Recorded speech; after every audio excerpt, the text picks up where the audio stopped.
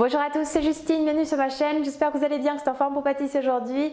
Alors on va faire ensemble des fruits déguisés pour Noël, ce sont des petits fruits secs garnis de pâte d'amande. C'est une recette que vous m'aviez demandé. Je vais notamment vous montrer comment faire de la pâte d'amande maison pour les garnir, vous allez voir c'est vraiment un délice.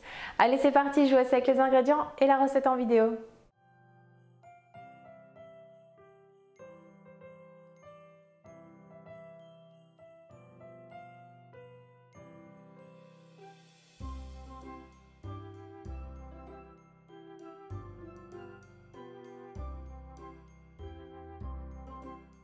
Tout d'abord, dans le bol du mixeur, on verse la poudre d'amande.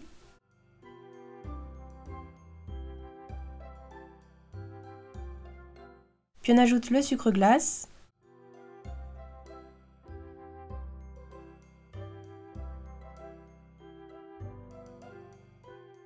Et on vient alors mixer le tout pour obtenir une poudre très fine, un petit peu comme pour des macarons. Voici ce que l'on doit obtenir. On vient ensuite passer le mélange poudre d'amande sucre glace au tamis.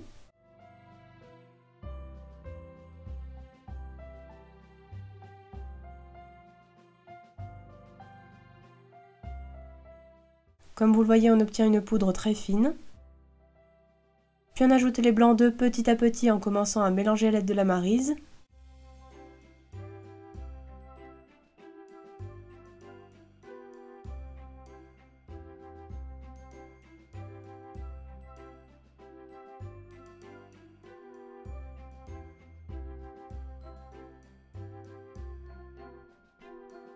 Et on travaille ensuite à la main jusqu'à l'obtention d'une boule de pâte bien homogène.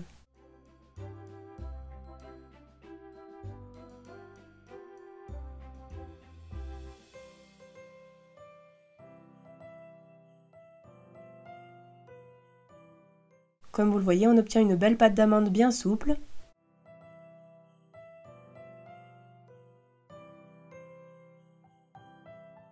La pâte d'amande est prête. On viendra ensuite la diviser en plusieurs morceaux en fonction des différents parfums ou des différentes couleurs que vous souhaitez avoir. Ici, je l'ai partagé en 5 parties. Donc j'ai parfumé une première partie avec de l'extrait de café pour associer avec des noix, sans ajouter de colorant puisqu'il va naturellement donner une couleur un petit peu beige à la pâte d'amande.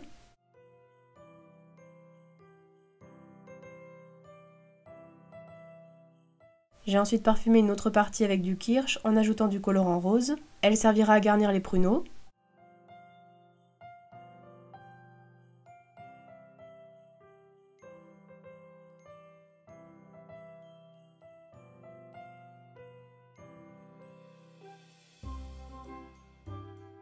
J'ai également parfumé une autre partie avec du rhum brun en ajoutant un petit peu de colorant vert, donc elle se mariera très bien avec des dattes.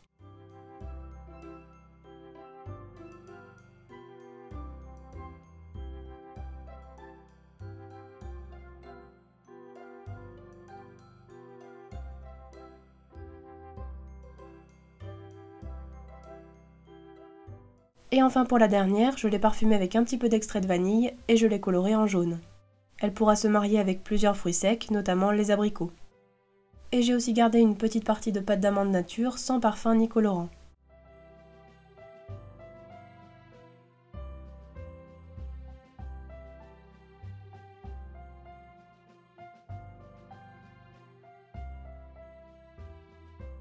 Toutes les pâtes d'amande sont prêtes, on vient alors les filmer et on passe ensuite à la préparation des fruits déguisés.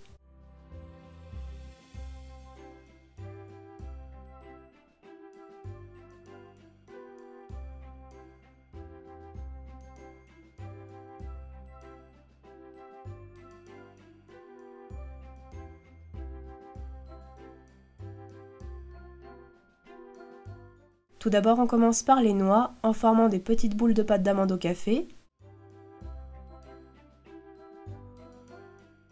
Puis on presse un premier cerneau de noix contre la boule en appuyant un petit peu. Et on dépose ensuite un second cerneau de noix à l'extrémité avant d'appuyer à nouveau pour refermer.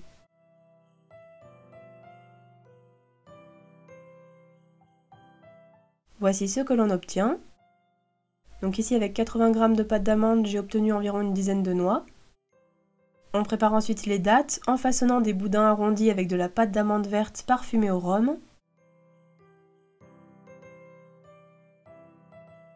Puis après avoir incisé les dattes dans la longueur et après avoir retiré le noyau, on dépose le boudin de pâte au centre de la datte et on referme en lui donnant une jolie forme.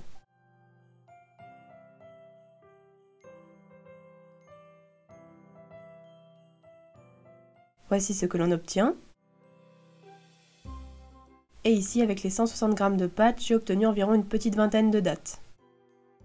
Puis tout comme les dattes, on incise les pruneaux sur la longueur, donc je vous conseille de choisir des pruneaux déjà dénoyautés.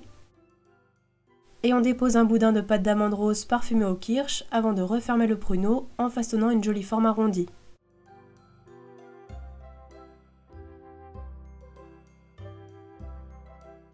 Voici ce que vous devez obtenir. Ici, j'ai pu réaliser une vingtaine de pruneaux avec les 160 g de pâte. On prépare ensuite les abricots, donc après avoir incisé la surface des abricots secs sur la longueur, on dépose un boudin de pâte d'amande à la vanille.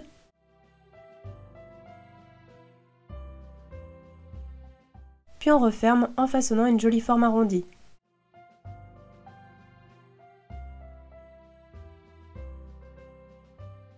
Voici ce que l'on obtient. Donc ici j'ai pu faire une vingtaine d'abricots avec les 140 g de pâte. Puis on prépare les figues, donc pour cela on les coupe en deux. Puis on dépose une boule de pâte d'amande au centre. Et on appuie un petit peu pour façonner de jolies figues un petit peu rondes.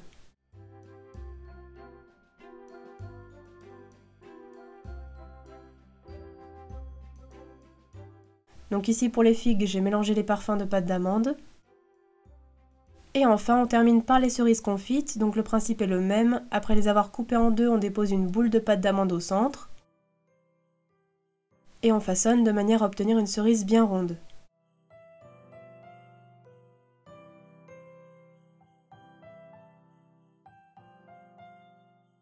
J'ai également mélangé les parfums de pâte d'amande pour les cerises.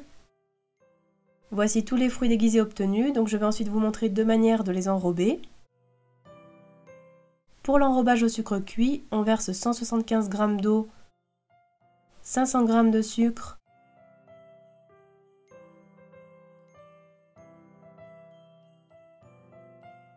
et 125 g de glucose dans une casserole. Et on fait chauffer jusqu'à 150 degrés.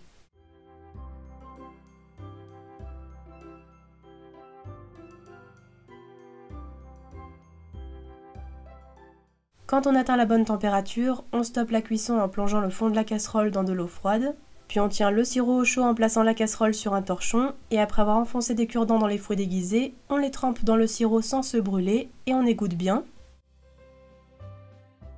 Donc l'idéal c'est d'avoir de grands pics en bois, puis de laisser s'égoutter au-dessus d'un moule à cake par exemple, puis de couper les fils de caramel une fois refroidis.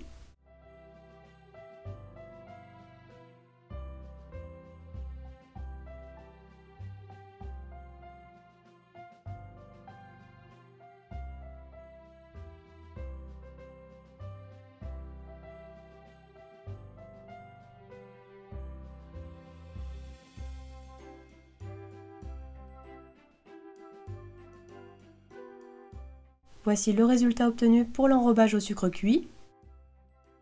Et enfin pour la deuxième solution, vous pouvez tout simplement rouler les fruits déguisés dans du sucre cristal ou du sucre semoule.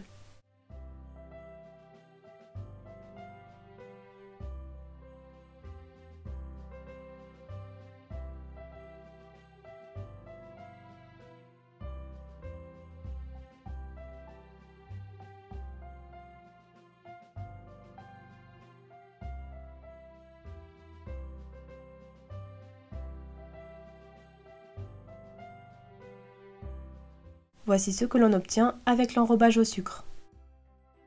Et voilà, la recette est terminée, bon appétit à tous!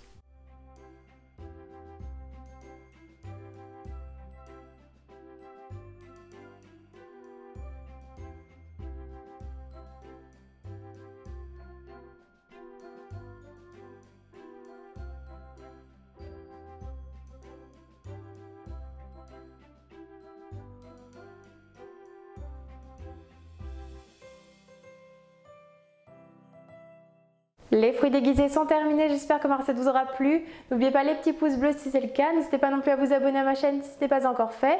En tout cas, je vous souhaite à tous de très bonnes fêtes de fin d'année, prenez soin de vos proches. Et puis quant à moi, je vous dis à très bientôt pour de nouvelles vidéos gourmandes.